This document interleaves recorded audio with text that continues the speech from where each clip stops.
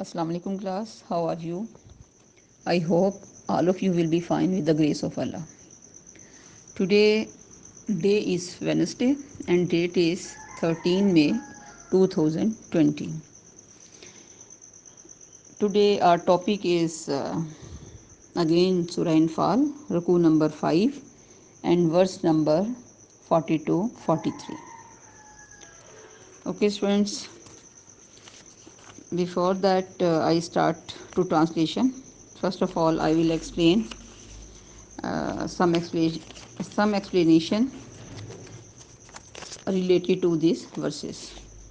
ٹھیک ہے، چونکہ آیات ہماری آج 42 اور 43 دو ورسیز ہیں، اور اس سے پہلے کل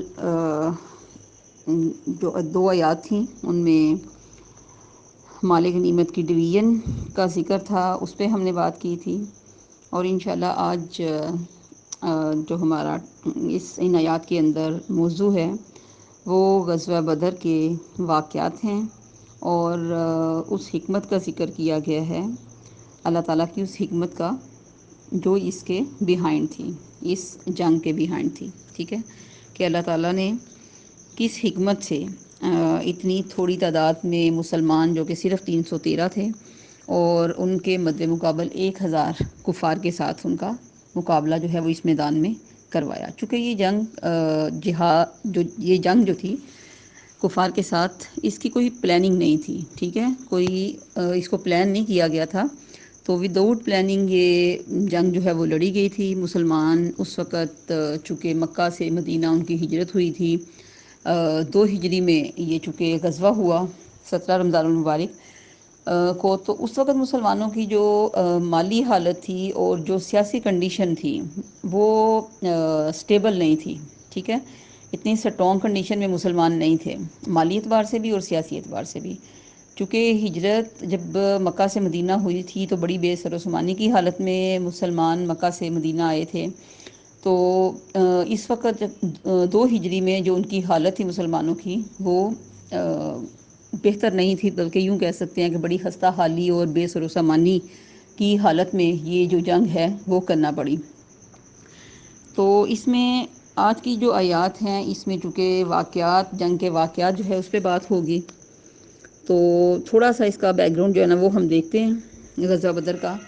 کہ اس میں سٹارٹنگ کا جو فرسٹ رکوع ہم نے دیکھا تھا تو اس کے اندر ہم نے اس بات کو بھی ہم نے جانا تھا کہ مسلمانوں کا مقابلہ کفار کے 2 گروہ جو ہیں، کفار کے 2 گروہ، ایک تجارتی قافلہ جو کہ ابو سفیان، اس وقت چونکہ ابو سفیان مسلمان بھی نہیں ہوئے تھے، تو ابو سفیان کا قافلہ جو کہ ملک شام سے مکہ جا رہا تھا، اور دوسرا ابو جہل کا لشکر جو کہ مکہ سے مدینہ آ رہا تھا. ٹھیک ہے، تو ان کے ساتھ دراصل بات یہ تھی کہ مسلمان جو ہے اس وقت یہ چاہتے تھے کہ اپنی خستہ حالی کی وجہ سے ان کا خیال تھا کہ یہ جو لشکر شام، ابو سفیان کا تجارتی لشکر جو کہ شام سے مکہ جا رہا ہے، اس پر حملہ کیا جائے اور اس سے جو ہے مال و اسباب جو بھی ان کے پاس سامان ہے وہ جو ہے وہ حاصل کیا جائے.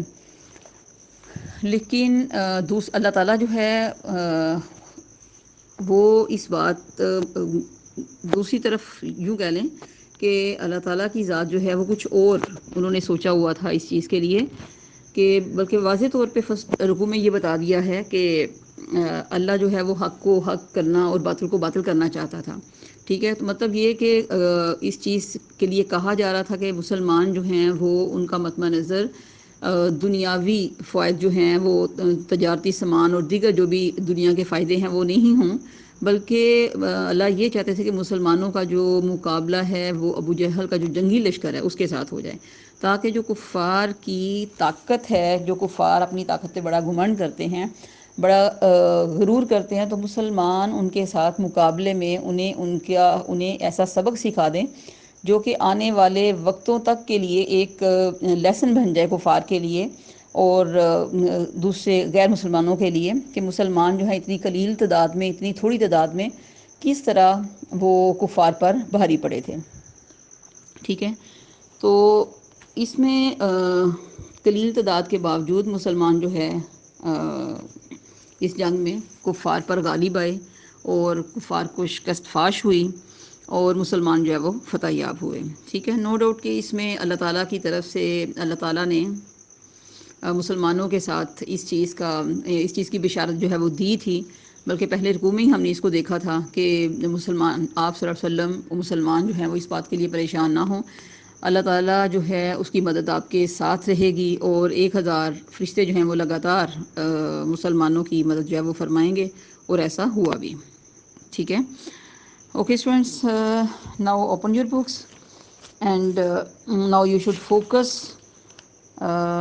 first of all cover translation, and you should focus on Arabic verses. Bismillahir Rahmanir Rahim. Verse number 42.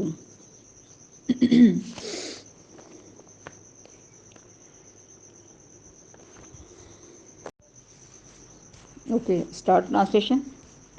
Bismillahir Rahmanir Rahim. Is جب انتم تم تھے بالعدوہ قریب کے، بالعدوۃ الدنیا بالعدوہ کنارے پر، الدنیا قریب کے، جب تم قریب کے کنارے پر تھے مطلب مدینہ سے قریب تھے.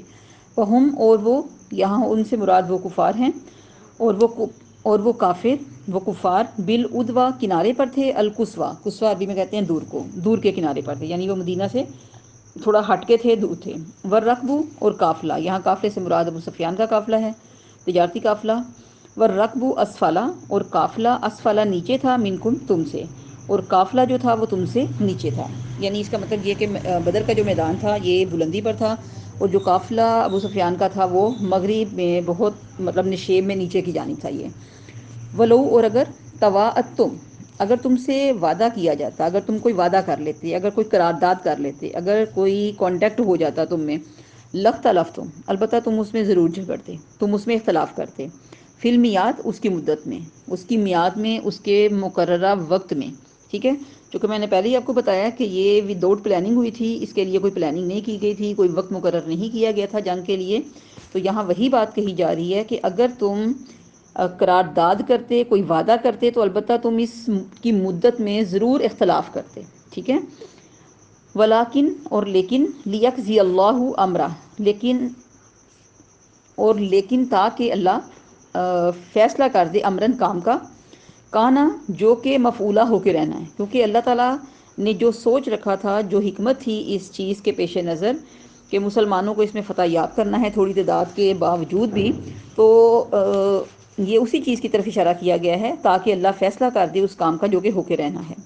لیہلکا، تاکہ ہلاک ہو جائے، من ہلاکا، جس نے ہلاک ہونا ہے، امبینہ، سچ کو پہچان کر، تاکہ جس نے ہلاک ہونا ہے وہ سچ کو پہچان کر، دلیل کے ساتھ، سچ کو جان کر ہلاک ہو.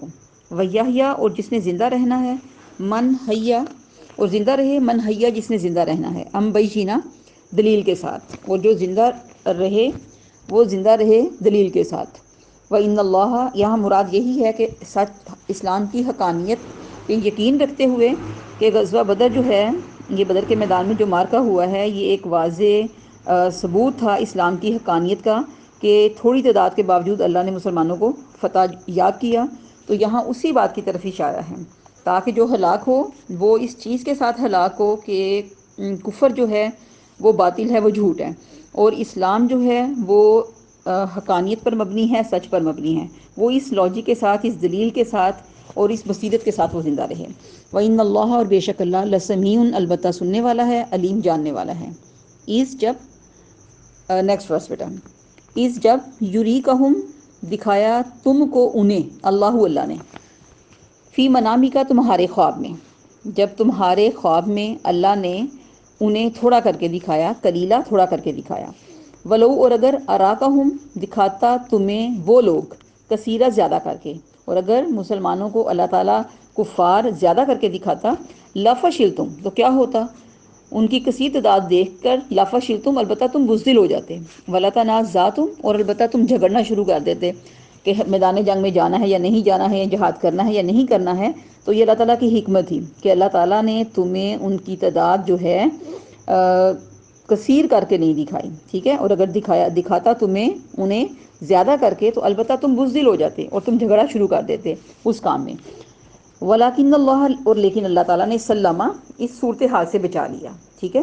انہو، بے شک وہ، علیم جانتا ہے، بذات صدور سینوں کے راز، بے شک اللہ سینوں کے راز جانتا ہے.